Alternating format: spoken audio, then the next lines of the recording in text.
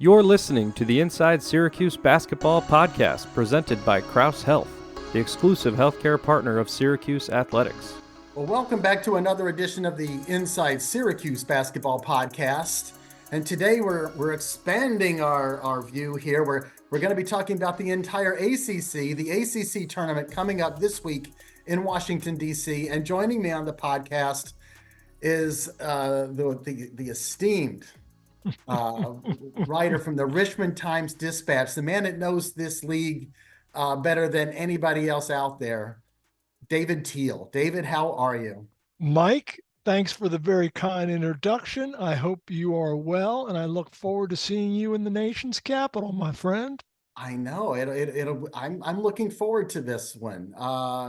It's going to be the last ACC championship played outside the state of North Carolina for a long, long time. Yeah, it will be. We are headed for Charlotte and Greensboro for a handful of years. It's also going to be the last time, at least for the foreseeable future, that we're going to have an ACC tournament where all the teams in the league will be on hand starting next year when they expand to 18 teams. The bottom three are going to be left at home. Yeah, and Mike, you're familiar with this from Syracuse's days in the Big East, when Mike Tranghese was the commissioner, and they were at, I think, at one point 14 teams, and also maybe even at one point 16 teams. And Virginia Tech was in the Big East. There were a couple of years when the Hokies didn't get to go to the Garden for the Big East tournament.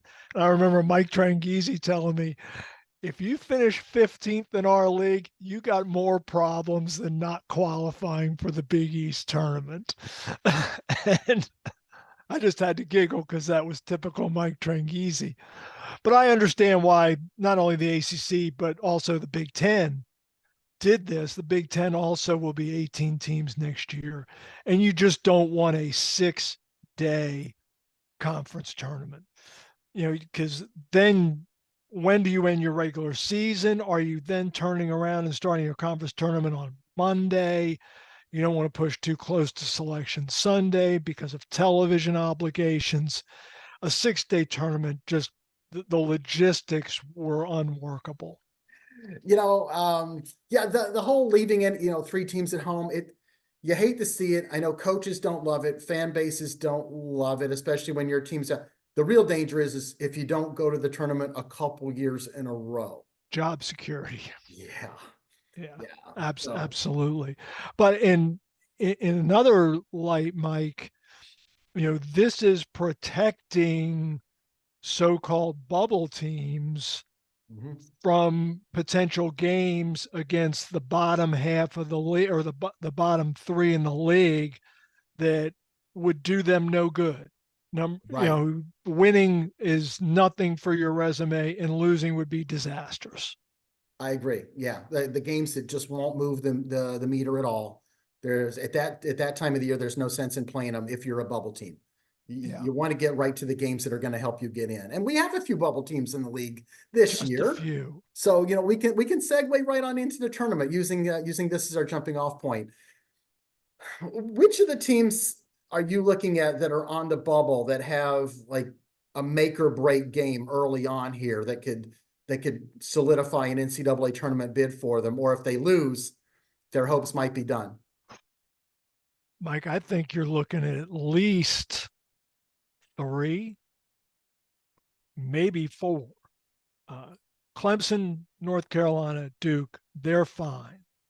I think Virginia's okay after closing the regular season last night with a home victory over Georgia Tech and looking fairly good in doing so.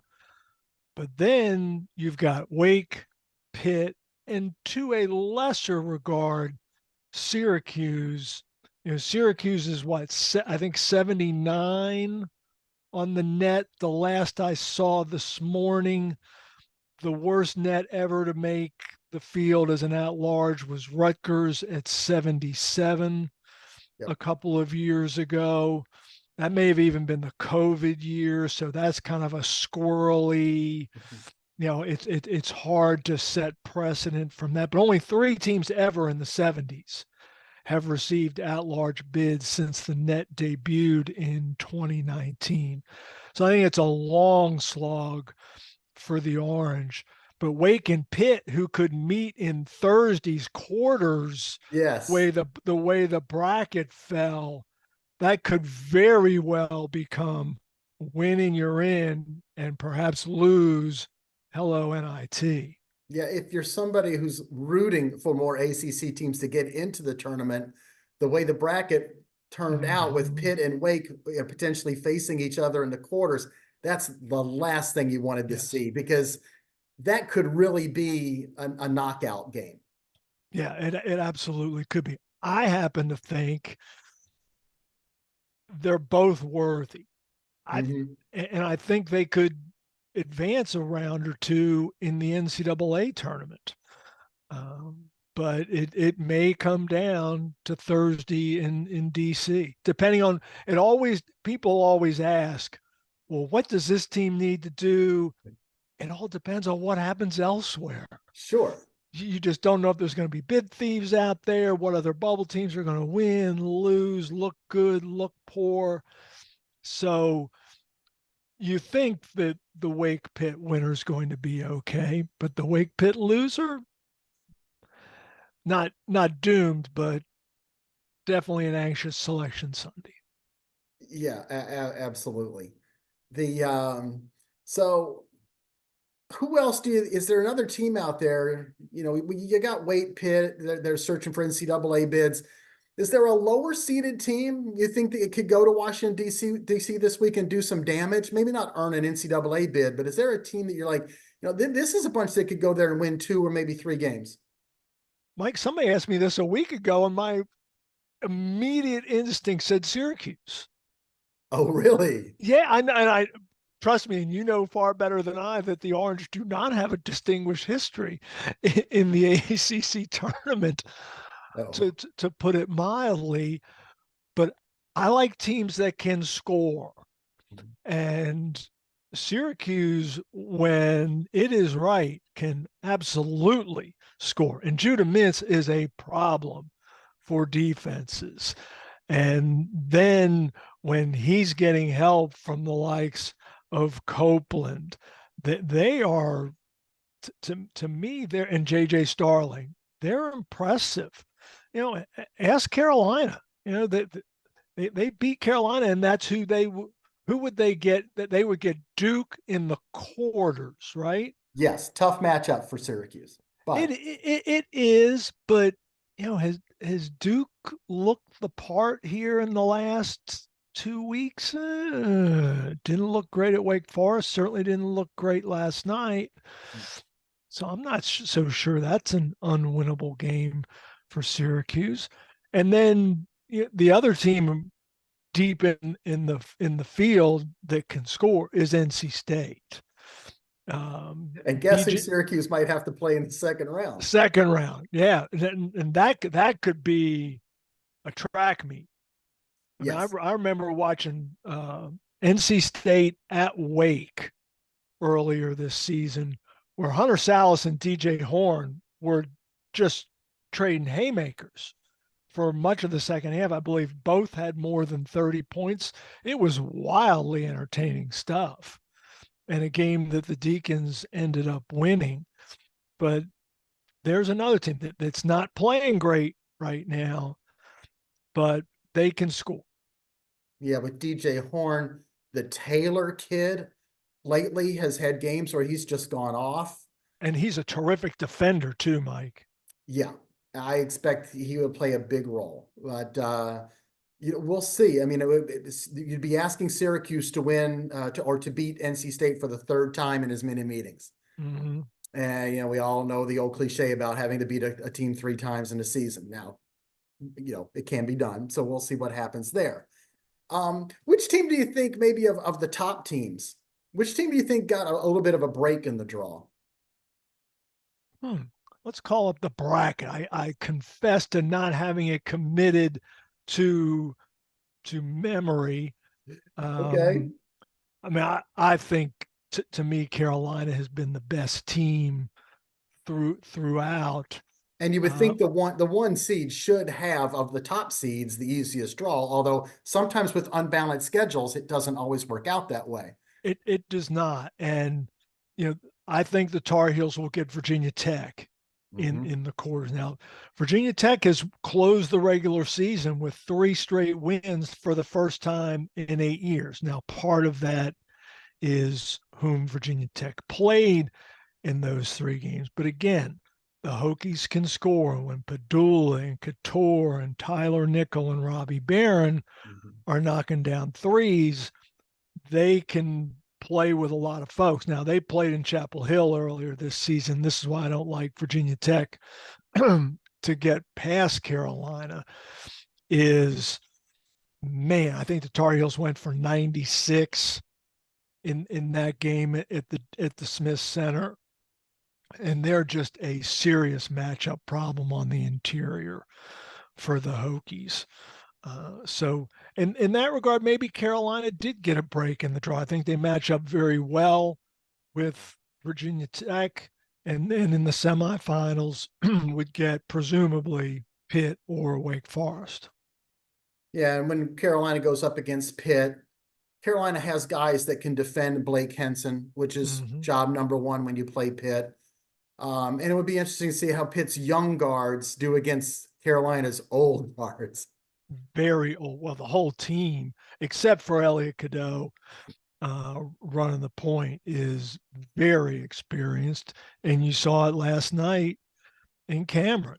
I mean, those guys were what? It's like a day at the park. They're used to this. They're used to getting heckled. They were unfazed by any of that foolishness from the Duke student section. 2 years ago, Virginia Tech won 4 games in as many days and won the ACC tournament. They did that. Hunter Couture was on that team. Yes, he was. And not only that, he was the MVP.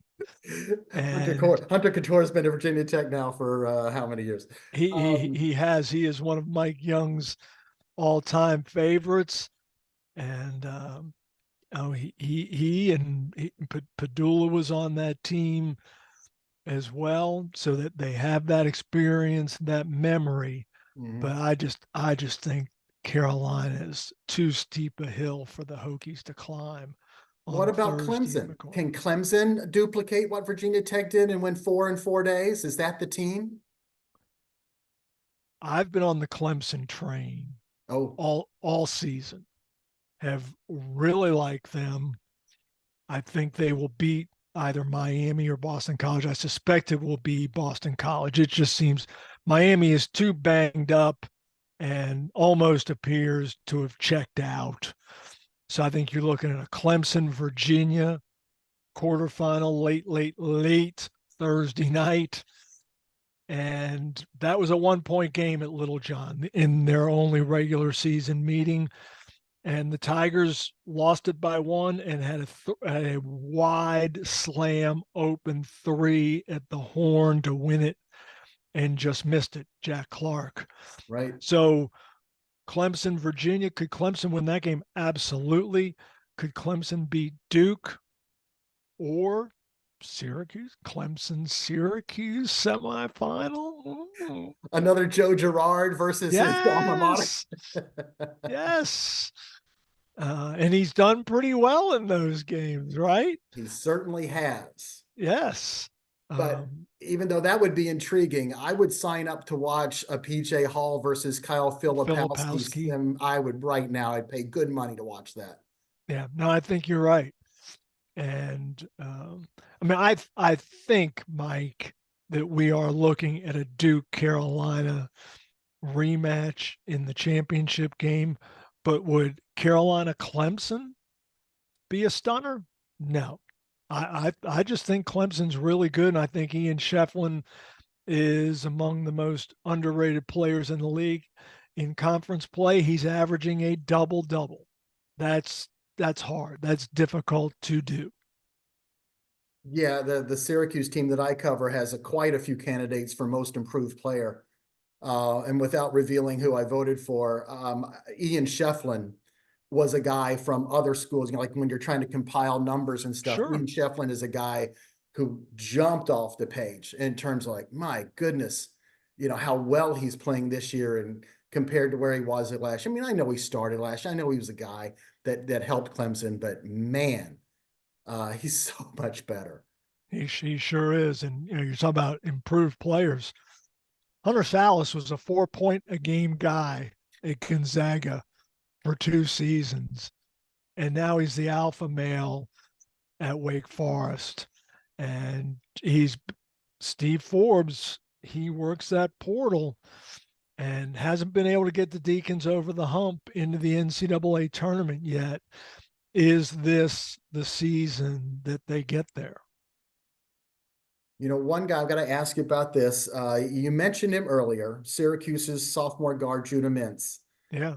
Not only is he intriguing to me and like how much he's meant to Syracuse coming down the stretch, or actually all year long, but this is basically a tournament being held in his hometown. He's from Fort Washington, Maryland, just outside DC. He went to high school in DC. So how jacked up do you think Judah Mintz is going to be to play these games this week in his hometown? Oh, yeah, he'll be sky high. The difficult part may be calming him down, right? Yes. That'll be Red's first priority, I would think. Just say, be yourself. Don't try to do too much. You and we have seen what you can bring to this team and all that you mean to it. So just go out there, be you, and everything will be fine. So Judah's a guy we'll watch. We mentioned how 2 years ago that tournament in Brooklyn turned out to be Hunter Couture's tournament. Mm-hmm. Every year there seems to be a guy or two. I mean, I know going back to my Big East days, sometimes I remember tournaments almost for individuals than I do teams. There was the Jerry McNamara year in 2006. There was the Johnny Flynn year in 2009. Are there any other guys, and maybe not the obvious names? Okay, maybe don't say RJ Davis. No. But is there another guy that you think could become a guy that makes this tournament his week? Oh, I think there are a bunch of them.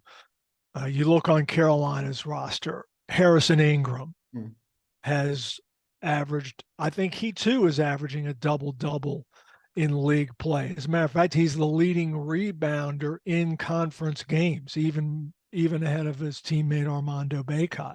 And then look at what Cormac Ryan did last night at Cameron, went for 31. And how crazy is this? I was reading Steve Kirshner's post-game notes.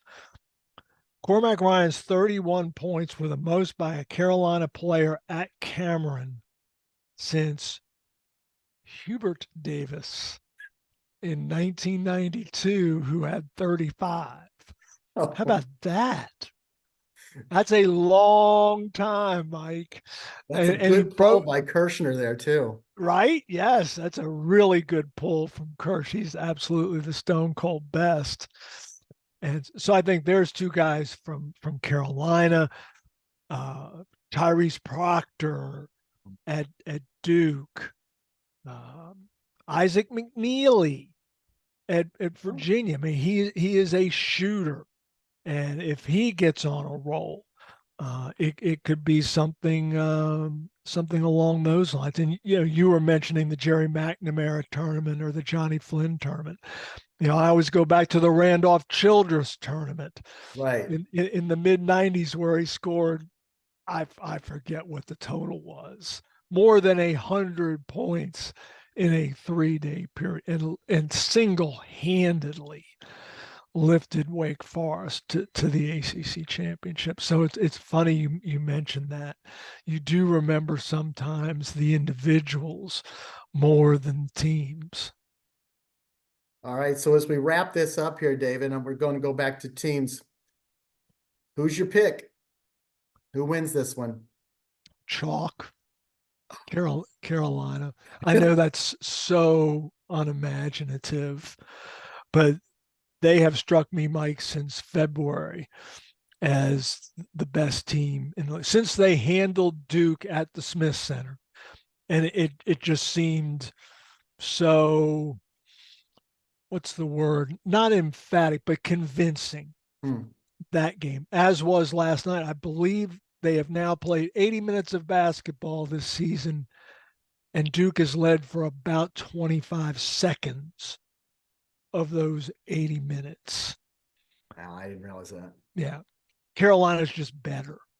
They're older. They're deeper, I think, than everyone. What you don't know, and it's always difficult to, what's your motivation going to the ACC tournament? Because, it's almost like playing the Independence Bowl before going to the college football playoff. I mean, it affects you. It might affect your NCAA tournament seeding, and you want to cut down the nets and throw up a banner, but does it really mean a whole lot to Carolina when you have national championship aspirations every year? I mean, Roy Williams was, over the years, he didn't even hide his, not disregard, but the ACC tournament was very low on Roy's priority list.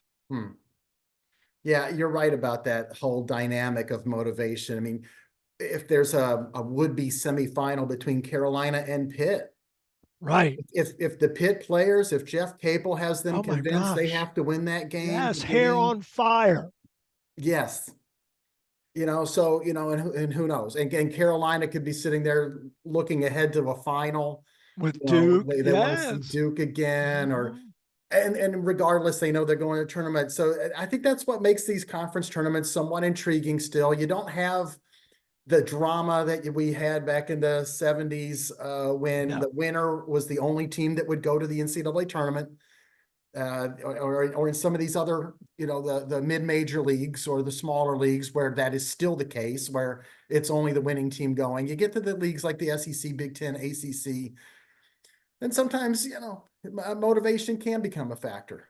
Sure. So we'll see. 50 years ago, Mike, the greatest ACC tournament ever. 1974, David Thompson and NC State against Maryland and Lefty and Tom Mill, excuse me, Len Elmore. Only one team got to go. And how great was that Maryland team that didn't get to play in the NCAA tournament? And was so distraught they declined to bid to the NIT. All right, well, David, listen, this has been fun. It's so much fun talking basketball with you. Can't wait to see you in Washington this week. Thank you for joining us here on the Inside Syracuse Basketball Podcast. And to all our listeners and viewers out there, thank you for joining us as well. We'll see you next time. Join us next time for the Inside Syracuse Basketball Podcast, presented by Crouse Health, the exclusive healthcare partner for Syracuse Athletics.